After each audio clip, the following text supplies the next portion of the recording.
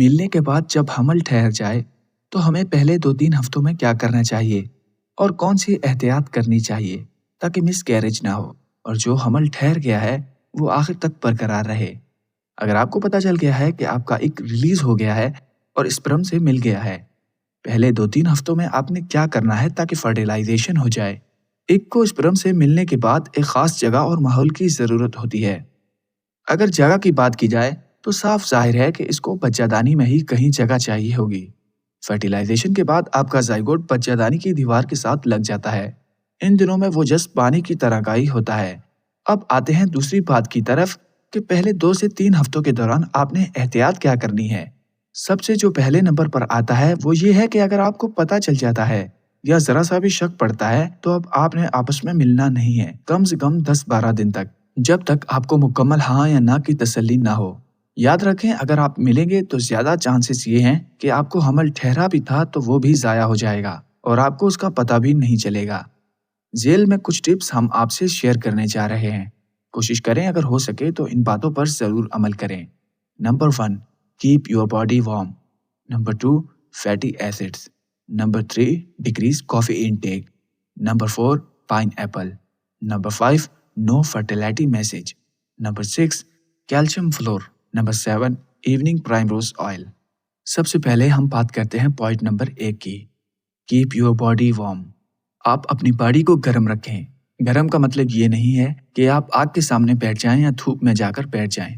کوشش کریں کہ ان دنوں میں گرم پانی سے نہ نہائیں۔ بچہ دانی اور اس کے ارد گرد ایریا کو گرم رکھیں۔ اس کے لیے آپ کپڑا بھی باندھ سکتی ہیں، نہیں تو بازار سے ایک بیلٹ مل جاتا ہے جس کا نام ہے ویسٹ بیلٹ یا پھر ویسٹ بینڈ۔ یاد رکھیں کپڑا ہو یا بیلٹ، اس کو آپ نے کس کر نہیں باندھنا بلکہ نارمل باندھنا ہے۔ ہمارا مقصد صرف اس ایریا کو گرم رکھنا ہے۔ ان دنوں میں ہو سکے تو آرام کریں، ریلیکس کریں۔ ان 2 ہفتوں میں آپ کا پروجسٹرون لیول ہائی ہونا چاہیے۔ Number 2، fatty acids. اس کے اندر بہت ساری چیزیں آتی ہیں، مثال کے طور پر fish oil, flax seed oil وغیرہ۔ فش آئل کا یہ فائدہ ہوتا ہے کہ یہ ہماری باڈی کے اندر بلڈ سرکولیشن کو امپروو کرتے ہیں۔ خاص طور پر ان کے استعمال سے ہماری بچہ دانی کے اندر بلڈ سرکولیشن امپروو ہوگی، تو اس سے زائگوٹ کی امپلانٹیشن میں مدد ملے گی۔ اس کے علاوہ فیٹی ایسڈز بیبی کے برین کو بھی امپروو کرنے میں کافی حد تک مددگار ثابت ہوتے ہیں۔ Number 3، decrease coffee intake.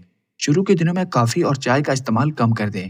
1 سے 2 کپ کافی یا چائے ایک دن میں استعمال کریں، اس سے زیادہ نہ کریں۔ Number 4، pine apple. Pine apple بہت اچھی چیز ہے، خاص کر بلڈ سرکولیشن کے حوالے سے اس کا استعمال اپنے کھانے اور خوراک میں ضرور کریں۔ پائن ایپل کے ساتھ ساتھ دودھ کا استعمال بھی بہت زیادہ فائدہ مند ہوتا ہے۔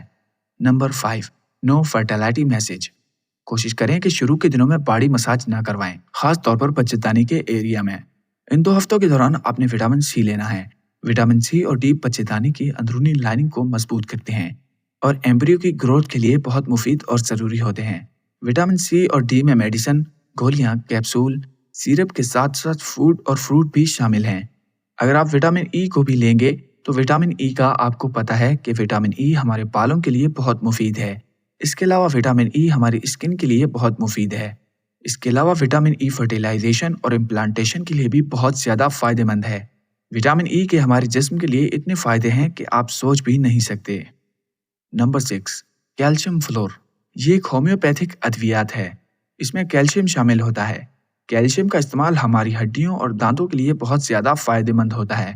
اس کو بھی آپ منگوا کر استعمال کر سکتے ہیں۔ اس کے علاوہ اس کا استعمال بالوں اور امپلانٹیشن کے لیے بھی فائدہ دیتا ہے۔ Number 7، evening primrose oil. کچھ لوگ اس کا بھی استعمال کرتے ہیں، لیکن اس کے بارے میں آپ کو فی الحال کوئی مشورہ نہیں دیتا۔ ہاں، اگر آپ کو اس کے بارے میں کسی نے بتایا ہے تو آپ ضرور استعمال کریں، نہیں تو استعمال سے پہلے اپنے ڈاکٹر سے کوئی مشورہ ضرور کریں۔